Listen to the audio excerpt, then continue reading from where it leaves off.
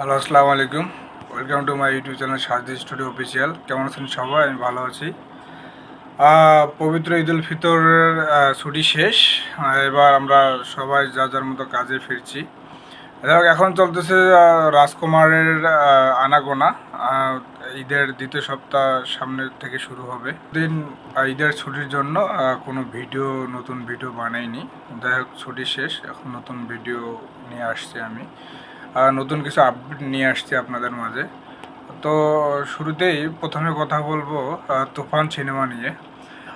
তুফান সিনেমায় রায়হান রাফি ভাই একটা গানে প্রায় 80 থেকে 1 কোটি সামথিং টাকা খরচ করেছে। গানটি আইটেম সং বলতে পারেন, সোয়াগ সং বলতে পারেন, পার্টি সং বলতে পারেন, এনি হাউ। তো এই গানটাতে গানের বাজেট হচ্ছে প্রায় 90 থেকে 1 কোটি টাকা বাজেট। তো একটা গানের পিছনে যদি এত টাকা বাজেট হয়, তাহলে ছবির বাজেট কত, সেটা আমরা প্রশ্ন থাকতেই পারে। সেটা আমরা পরে ধীরে ধীরে বুঝতে পারবো। আপাতত রায়হান রাফি ভাই এটি গণমাধ্যমের মাঝে প্রকাশ করেছেন। তো এটি একটি ইতিবাচক দিক। যাই হোক, আছে দরদ সিনেমার ভবিষ্যৎ। আমি অনন্য মামুন ভাইকে বলতেছি যে দরদ সিনেমার ভবিষ্যৎ কী, এটা আমার প্রশ্ন, ব্যক্তিগত প্রশ্ন। আর আমি যদি বিশ্লেষণ করে দেখি দরদ সিনেমার বর্তমান ভবিষ্যৎটা কী। বর্তমান চলতেছে রাজকুমারের রেশ। রাজকুমার সিনেমা চলতেছে, প্রথম সপ্তাহ রানিং আছে, এরপর দ্বিতীয় সপ্তাহ থাকবে, তৃতীয় সপ্তাহ পর্যন্ত চলবে। যদি আরও ভালো দর্শক চাহিদা থাকে তাহলে চতুর্থ সপ্তাহ পর্যন্ত চলতে পারে, প্রিয়তমার মতো অনেকটা। যাই হোক, এভাবে চলতে চলতে আমাদের কোরবানি ঈদের কাছাকাছি চলে আসবে। তো অনন্য মোহন ভাই দরদ সিনেমা ঈদে মুক্তি দেবে না, ইনি আগে ঘোষণা করছেন। কোরবানি ঈদ তুফান সিনেমার জন্য বরাদ্দ আছে, এটা রায়হান রাফি ভাই ঘোষণা দিয়েছেন।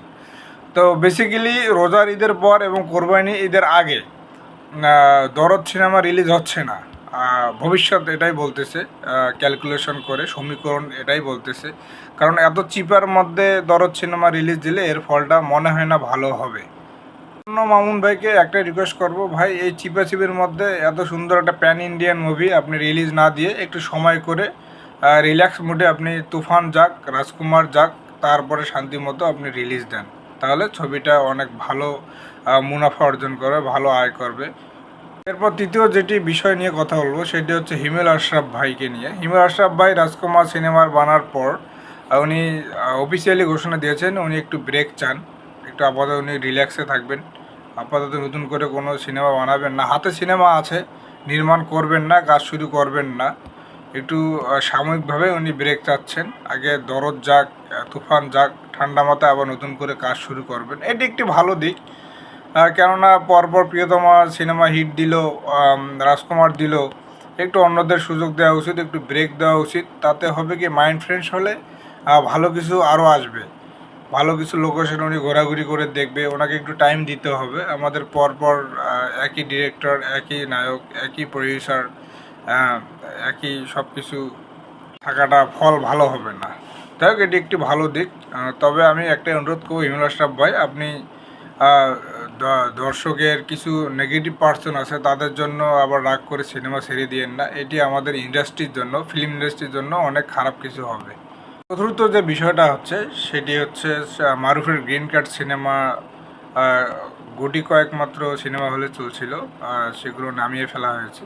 তো আমি কাজী মারুফ ভাইকে বলবো যে ঈদের মধ্যে এই ধরনের মুভি মেবি চলে না। আপনি এই ছবিটা অন্য সময় দিতে পারতেন, এই ছবিটা ঈদে রিলিজ দিয়ে আপনার ক্ষতি করার কোনো দরকার ছিল না। কারণ এই ভিড়ের মধ্যে এত মৌলিক গল্পের সিনেমা কেউ দেখে না, একটু এন্টারটেনমেন্ট দরকার ছিল, একটু মজার দরকার ছিল, একটু ফানি গান। গ্রিন কার্ড সিনেমা অনেক ভালো একটি মৌলিক গল্পের সিনেমা, কাজী হায়াৎ স্যার এবং আপনি মিলে দুজনে নির্মাণ করেছেন, কিন্তু দর্শকের চাহিদা অনুযায়ী মুক্তি দেওয়া লাগতো। যাই হোক, এগুলো ছিল আমার বিষয়।